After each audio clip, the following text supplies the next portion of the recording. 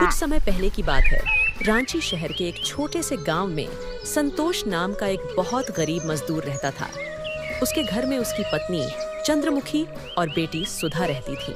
पर अब गर्मियों का मौसम जाने वाला था और सर्दियों का मौसम आने वाला था। लेकिन संतोष टूटी फूटी झोपड़िया में रहता था, जिसकी खिड़की से हवा आती थी और छत से पानी गिरता था।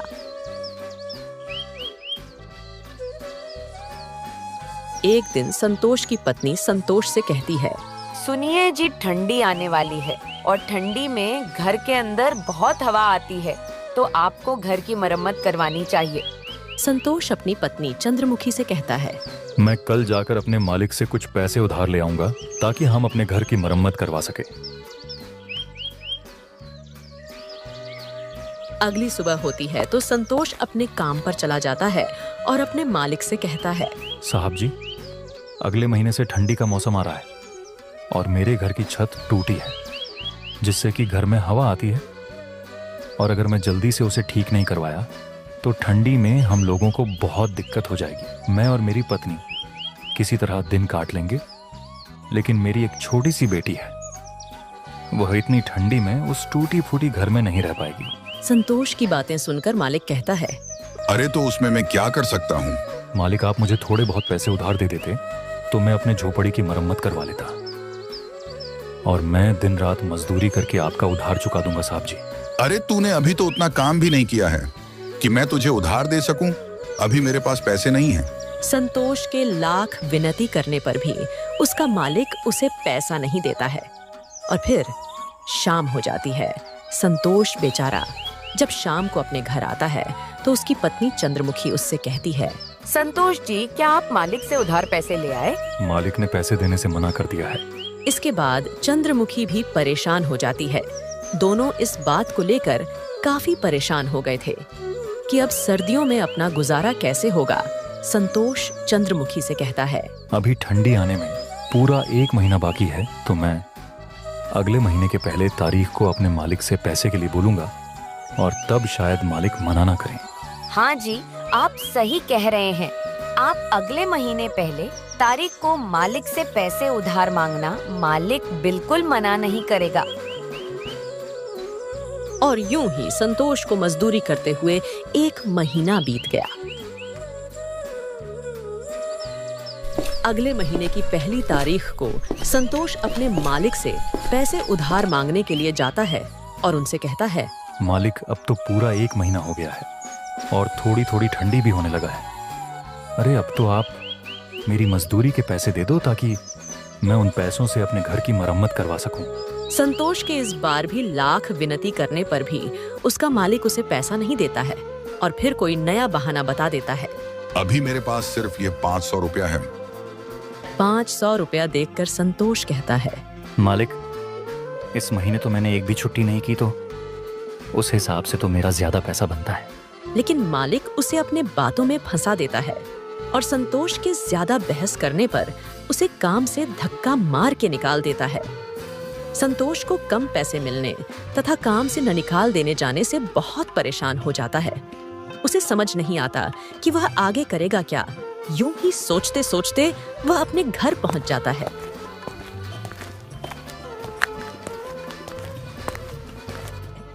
इसे यह निराशा देख चंद्रमुखी कहती है, क्या हुआ, आप पैसे नहीं लाए क्या?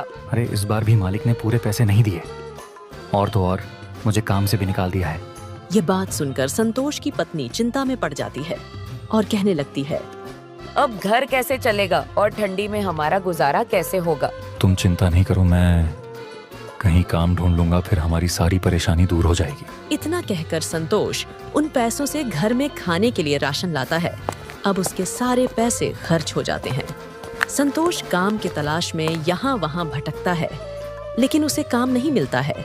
वहीं दूसरी ओर अब ठंड भी धीरे धीरे बढ़ने लगती है और रात के समय में संतोष के घर में खिड़कियों से और दरवाजे से काफी ठंडी हवा आने लगती है। रात भर ठंडी हवा आने की वजह से संतोष और उसकी पत्नी और बेटी रात भर सो नहीं पाते हैं और रात भर ठंड से कांपते रहते हैं। उनके पास एक कंबल था, अब उससे भी ठंड नहीं रुकता था। जैसे तैसे किसी तरह एक रात बिताते हैं और अगली सुबह होती है तो संतोष की पत्नी चंद्रमुखी संतोष से कहती है, संतोष जी, ऐसा कब तक चलेगा इतनी ठंडी में? हम दोनों तो किसी तरह अपना समय काट सकते हैं, लेकिन हमारी एक बेटी है, उसके लिए हमें कुछ करना होगा, नहीं तो वो ठंड की वजह से मर जाएगी। चंद्रमुखी, तुम सत्य कह रही हो। मैं आज ही जाकर बाजार जाकर देखता हूँ कोई काम मिलता है कि नहीं। और फिर इतना कहकर संतोष काम की तलाश में निकल पड़ता है और एक सेठ के पास जाता है और उससे कहता है, सेठ जी, क्या मुझे कोई काम मिल सकता है आपके यहाँ? देखो भाई, अभी तो मेरे पास कोई काम नहीं है। तुम्हें देने के लिए अगर तुम चाहो तो और किसी दुकान पर जाकर तुम काम ढूंढ सकते हो। ठीक है सेठ जी, कोई बात नहीं। अच्छा, अब मैं चलता हूँ। और फिर इतना कहकर संतोष घर की तरफ चल देता है। संतोष के घर पहुंचने के बाद उसकी पत्नी कहती है, क्या हुआ जी, कोई काम मिला या नहीं?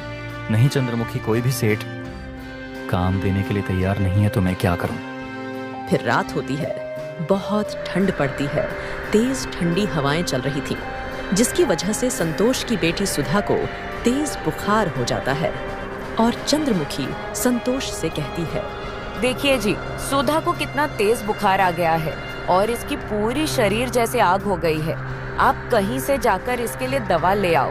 अरे मेरे पास अभी इतना पैसा नहीं है कि मैं दवा खाना जाकर अपनी बेटी सुधा के लिए एक गोली दवा ले आऊं। अरे आपको कुछ ना कुछ तो करना होगा, वरना सुधा की तबीयत रात भर में और भी बिगड़ जाएगी। देखिए, अगर कहीं पैसों को इंतजाम हो जाए तो कर लीजिए। और दूसरी तरफ सुधा ठंड से कांपने लगती है। संतोष को कुछ भी समझ नहीं आ रहा था कि वह अब क्या करे। कुछ देर सोचने के बाद संतोष अपनी पत्नी चंद्रमुखी से कहता है, मुझे रोना आ रहा है। अपनी बीमार बेटी को देखकर हमारे पास पैसे नहीं हैं कि अपनी बेटी को हम अस्पताल लेकर जा सकें। सुधा की दिल की धड़कन अब तेज हो रही थी। संतोष उठता है और अपनी बेटी को अस्पताल लेकर पहुंच जाता है, लेकिन अफसोस उसके पास पैसे न होने से डॉक्टर सुधा को इलाज करने से इनकार कर देते हैं। हमारे ऊपर रहम करो डॉक्टर साहब, हमारी बेटी का इलाज कर दो डॉक्टर साहब, नहीं तो वह मेरी छोटी सी गुड़िया मर जाएगी। इस छोटी सी बेटी पर रहम करो डॉक्टर साहब, मैं 1-2 दिन में काम करके आपका एक एक पाई चुका दूंगा। संतोष के बहुत मिन्नती करने पर भी डॉक्टर को बिल्कुल भी रहम नहीं आती है और तीनों को अस्पताल से बाहर निकाल देते हैं। अस्पताल की सीढ़ी पर बैठकर संतोष और उसकी पत्नी चंद्रमुखी रोने लगते हैं और दूसरी ओर ठंड धीरे धीरे बढ़ती जा रही थी। ज्यादा ठंड होने की वजह से अब तीनों ही बुखार से जूझ रहे थे। वह तीनों ही अस्पताल की सीढ़ी पर बेहोश हो जाते हैं।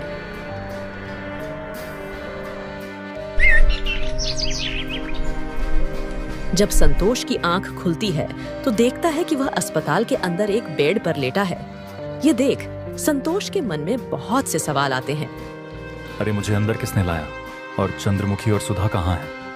इतने में ही वह डॉक्टर उसके पास आता है, जिसने उसकी बेटी को पैसा न होने की वजह से भर्ती नहीं किया था। आपको एक औरत ने अस्पताल में भर्ती करवाया क्योंकि आप सभी को ठंड लगने की वजह से तेज बुखार हो गया था और आप तीनों लोग ही सीढ़ियां पर बेहोश हो गए थे। संतोष उस औरत के बारे में पूछता है कि वह कौन है, तो डॉक्टर साहब ने इशारा करके बताते हैं। अब संतोष जाकर उस औरत से बात करता है और पूछता है, आपका बहुत बहुत धन्यवाद, लेकिन आपने हमारी मदद क्यों की? मेरा आपके परिवार से कोई रिश्ता नहीं है, लेकिन एक टाइम था जब मेरे साथ भी ऐसा ही हुआ था और मेरे परिवार बहुत गरीबी में थे। मैं भी किसी सड़क के किनारे ठंड से जूझ रही थी और किसी नेक दिल इंसान ने इसी तरह हमारी मदद की थी। यह सुनकर संतोष उसे धन्यवाद कहता है और फिर संतोष अपनी बेटी सुधा से मिलता है और अपनी पत्नी से भी मिलता है। अब वह औरत संतोष से पूछती है, आखिर आपके साथ ऐसा क्या हुआ था जो इतनी देर रात तक आप सब हॉस्पिटल के बाहर बैठे थे और इतने ठंड में भी?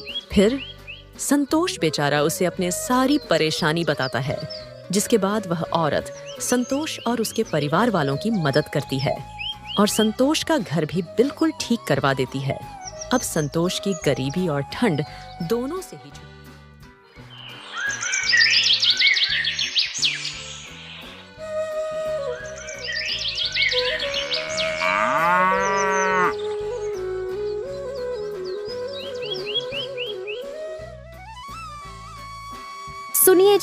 अपने कमल की विद्या अभ्यास कराने की उम्र हो गई है। अपने गांव के मिश्रा जी के यहाँ इसे विद्या ग्रहण करने के लिए हमें भेजना चाहिए। उनके संगत में रहकर शिक्षा ग्रहण करके सभी छात्र उच्च पद पर जाते हैं।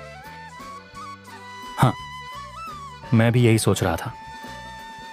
मैं कल ही जाकर मिश्रा जी से बात करके किसी अच्छे दिन से वहां भर्ती करवा देता हूं। बेटा, कमल जाओगे ना गुरुजी के पास शिक्षा ग्रहण करने? पिताजी, मैंने आपसे कितनी बार कहा है कि मेरा नाम कमल नहीं वीर कमल है। नहीं बेटा, तुम्हारा नाम वीर कमल नहीं कमल है।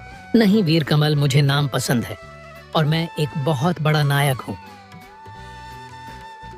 ठीक है, रहने तो भाग्यवान अभी नादान है, वो धीरे धीरे खुद समझ जाएगा। आप इसे ज्यादा बढ़ावा मत दीजिए। पता नहीं ये क्या क्या कहता रहता है। कुछ दिन पहले कह रहा था कि मैंने जंगल में डाकुओं को मार दिया है जाकर, और अब मैं उनका नायक बन गया हूँ। अब आप ही बताइए। अरे देखो, किसको पता रात में हमारे सोने के बाद ये सच में जाकर डाकुओं से भिड़ गया हो। चलो, कल मैं इसे गुरुजी के पास ले जाता हूँ। इसके अगले दिन वो कमल को लेकर गुरुजी के पास जाने के लिए निकलते हैं। तभी रास्ते में पिताजी, हम लोग कहाँ जा रहे हैं? क्या हम शहर जा रहे हैं? अगर शहर जा रहे हैं तो रास्ते से मुझे तलवार दिला देना, वो भी किसी राजा की तरह। मैं जहां तक जानता हूं कि ज्यादातर बच्चे खिलौने मांगते हैं और तुम हो कि तलवार धनुष दिलाने को कहते हो।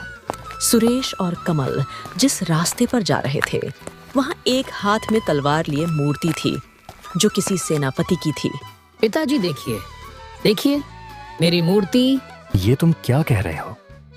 पता है कौन है वो? तो जिन्हों इस गांव की रक्षा की है, महान वीर कमल जी एक समय में वो इस गांव के रक्षक हुआ करते थे। मुझे पता है पिताजी, मैं वीर कमल ही हूँ। ठीक है, मान लिया वो तुम ही हो। अब चलो गुरुजी के पास चलते हैं। इसके बाद वो दोनों गुरुजी के पास पहुंच जाते हैं। गुरुजी, मैं चाहता हूँ कि आप ही इसका विद्या पाठ कराएं। आपका बेटा तो बहुत प्यारा है। ठीक है, इसे मैं ही पढ़ाऊंगा। तुम्हारा नाम क्या है बेटा? मेरा नाम वीर कमल है, वीर कमल। अच्छा, तो उस महान व्यक्ति के नाम पर आपने इसका नाम रखा है? नहीं गुरुजी, इसका नाम कमल है, पर पता नहीं क्यों इसे वो नाम पसंद ही नहीं है। इसे तो बस वीर कमल नाम ही पसंद है। सभी को अपना नाम वीर कमल ही बताता है। वैसे इसके माथे पर ये क्या हुआ है? क्या कोई इसको चोट लगी है? नहीं गुरुजी, ये इसे जन्म से ही है। पूछने पर कहता है कि किसी ने इसे सर पर मारा है। हाँ गुरुजी, और उसका नाम? अब बस करो, अपनी कहानी शुरू मत कर देना। ये यही करता रहता है, वीर कमल जी की बातें करता रहता है। लगता है जब तक इस गांव में रहेगा ये यही कहेगा। एक काम करो, शहर में मनोज नाम का एक गुरुजी है, इसका विद्या पाठ आप वहीं करवाइए। विद्यापुर होने तक इसे आप वहीं रखिएगा। हो सकता गांव से दूर रहेगा तो सब कुछ भूलकर ये एकदम ठीक हो जाएगा। इस तरह गुरुजी के कहे अनुसार सुरेश ने कमल को शहर में विद्या ग्रहण करने के लिए भेज दिया। 10 वर्ष पूरे हो गए। कमल अपनी विद्या पूर्ण करके अपने गांव वीर कमल वापस आया। बेटा कमल, अब तेरी पढ़ाई पूरी हो गई। अब क्या करने का सोचा है? गांव में किसानी करोगे या फिर राज दरबार में कोई नौकरी करने का निर्णय लिया है? पिताजी, मैं युद्ध कला सीखना चाहता हूँ। राजधानी के पास एक गुरुजी रहते हैं, मैं उनसे मिलकर उन्हीं से एक कला सीखने की सोच रहा हूँ। बेटा, युद्ध कला हम जैसों का इससे क्या लेना देना? बेटा, तुम यहीं गांव में रहकर किसानी कर लो। युद्ध मार धार से हमें क्या मतलब बताओ, तुम ये सोचने वाली बात नहीं है। पिताजी, मैं वीर कमल हूँ, मुझे युद्ध कला की जानकारी है और वैसे भी वो मेरा पिछला जन्म था। मैं गुरुजी से एक कला सीखकर इस अल्प विधा में निपुण होना चाहता हूँ। विश्वास कीजिए। अरे इसका फिर से शुरू हो गया। चलिए जी, इसे गुरु मिश्रा जी के पास ले चलते हैं। इसके बाद कमल के माता पिता कमल को लेकर गुरु मिश्रा जी के पास गए। और उन्हें जाकर सारी बात बताई। देखो कमल, जो तुम कह रहे हो वो सत्य नहीं है। बचपन में तुमने कोई सपना देखा होगा, और वैसे भी अब तुम वीर कमल नहीं हो, तुम्हारा नाम तो कमल है। गुरुजी, मैं सत्य कह रहा हूँ। मैं वीर कमल ही हूँ। इस राज्य का उपसेनापति रह चुका हूँ। ये देखिए मेरे माथे पर निशान। मैं बताता हूँ आपको ये कैसे हुआ था। अरे नमस्कार मालिक, बड़े दिनों बाद अपने गांव वापस लौटे हो, और तो सब ठीक तो है ना? हाँ राघव, सब ठीक है। गांव की प्रजा कुशल है ना? क्या बताऊं मालिक, बहुत बड़ी समस्या आन पड़ी है। आजकल तो डाकू ढाकड़ सिंह गांव को लूट रहे हैं। खैर ये हमारे लिए रोज का हो गया है। आप कब लौटने वाले हो? अब मैं वापस नहीं लौटूंगा। मैं सेवा से निवृत्ति लेकर गांव वापस लौटा हूँ। अब राजधानी वापस कभी नहीं जाऊंगा। ये सब छोड़ो, तुम कह रहे थे कि डाकू आजकल गांव को लूट रहे हैं। हाँ मालिक, फसल हाथ लगते ही वो हमसे सारा अनाज छीन कर ले जाते हैं। उन्हें रोकने वालों को वो जान से मार भी देते हैं। ठीक है, तुम एक काम करो, आज शाम को सभी गांव वालों को एक जगह इकट्ठा होने के लिए कह दो, और गांव के मुखिया को भी बता देना मैंने आने के लिए कहा है। जब शाम होती है तो गांव के सारे लोग चौपाल पर इकट्ठे हो जाते हैं। आखिर गांव में ये सब क्या हो रहा है मुखिया जी? आप मुझे विस्तार से बताइए क्या हुआ। अरे क्या बताऊं डाकू, ढाकड़ सिंह बार बार गांव में डाका डालता ही रहता है। उसने सभी किसानों को आदेश दे रखा है कि फसल हाथ लगते ही आधा हिस्सा उन्हें दे दिया जाए, और ऐसा जो नहीं करता है, जो उसकी बात नहीं मानता, उसे अत्यंत निष्ठुरता से जान से मार देता है। फिर आज तक उसकी शिकायत किसी ने महाराज से क्यों नहीं की? हमने यह भी कोशिश की थी कि राजमहल जाकर अधिकारियों को सूचित करें। पता नहीं उसके बाद अचानक क्या हुआ।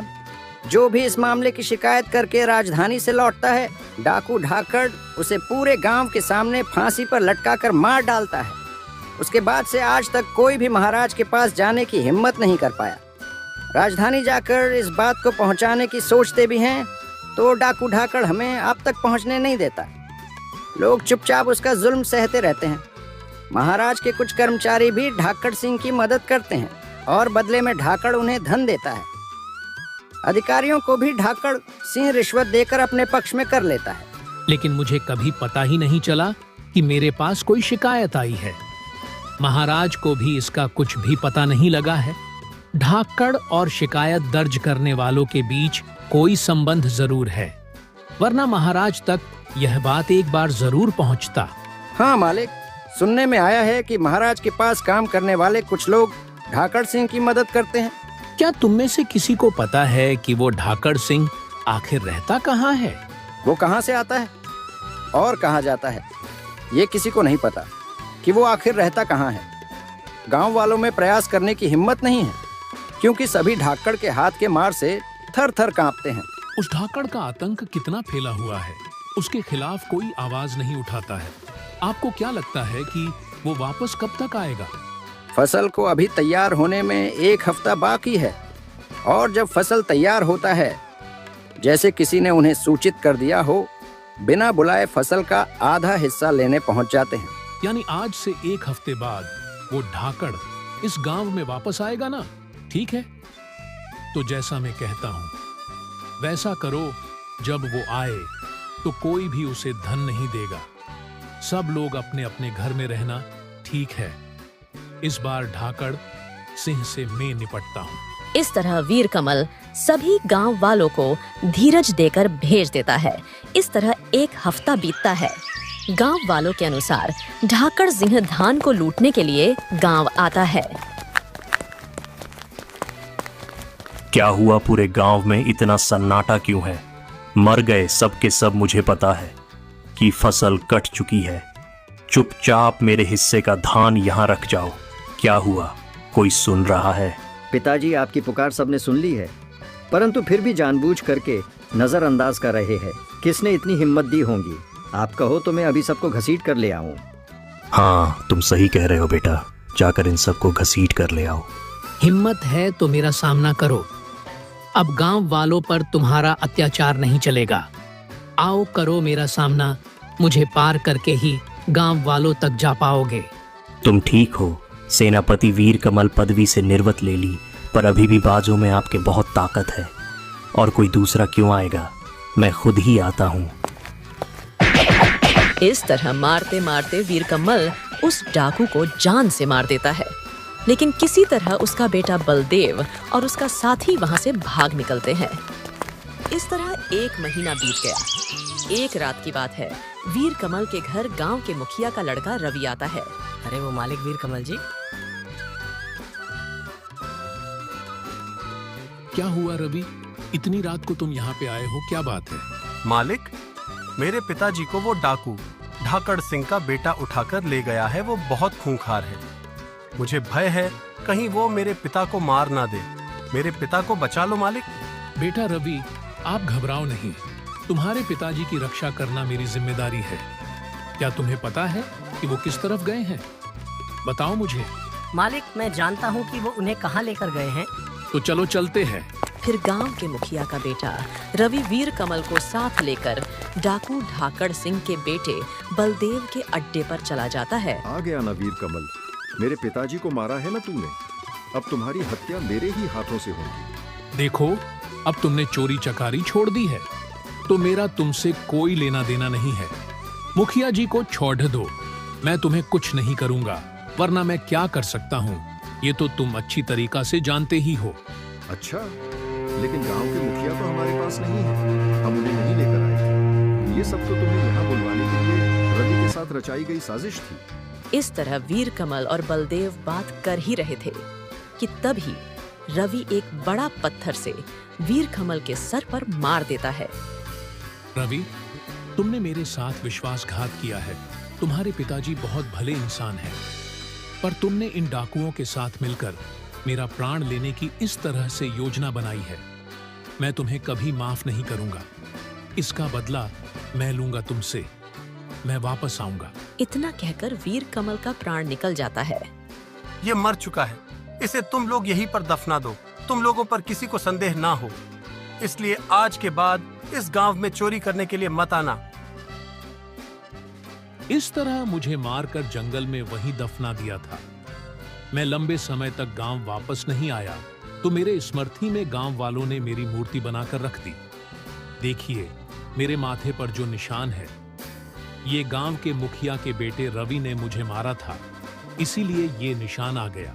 और फिर सबको वीरकमल अपनी समाधि के पास ले जाता है, और उसके बाद वीरकमल पहले मुखिया के बेटे रवि को जान से मार देता है। उसके बाद उस ढाकड़ सिंह डाकू को भी मार देता है, और जैसे ही वीरकमल अपने घर पहुंचता है, वह तुरंत बेहोश हो जाता है।